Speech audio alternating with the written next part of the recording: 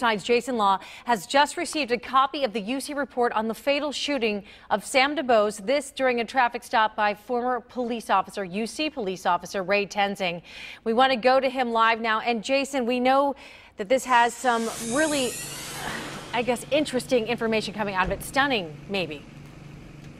Yeah, Tanya, it's important to note, too, that when you read this report, and here it is, it's a spiral-bound notebook. It's about 30 to 35 pages. It took about 2.5 months for this agency to complete their investigation and release their findings to the university. It's important to note that as you read this thing, it really echoes what the criminal investigation has found thus far. It echoes the sentiments that Prosecutor Joe Dieters had a feeling about this shooting and how it was completely unnecessary. That's essentially the conclusion that this report comes to, that the shooting that killed Sam DuBose July 19th involving former officer Ray Tenzing was preventable and unjustified. I want to read to you a couple of the passages that I picked out of here, just thumbing through it in the last 15 minutes.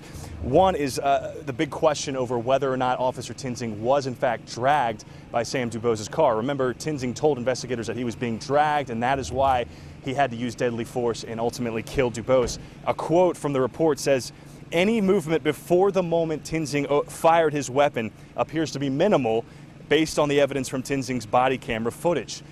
It goes on to say Officer Tenzing was not justified in using deadly force on Samuel DuBose, and that by doing so he violated the UCPD deadly force and less lethal force policies. Again, these are things that Joe Dieters said when he held a press conference several weeks ago in the criminal matter. The last thing, Tanya, before I wrap up, is I want to read this other passage about the statements that Officer Tenzing told investigators shortly after killing Sam DuBose.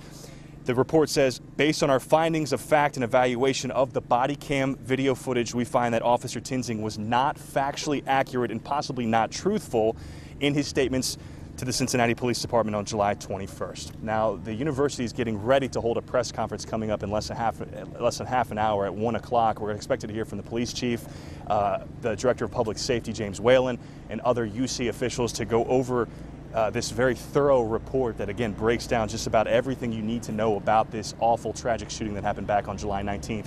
We're going to bring that press conference to you live on air and on WCPO.com. Tanya, for now, we're going to send it back to you live at the studio. All right.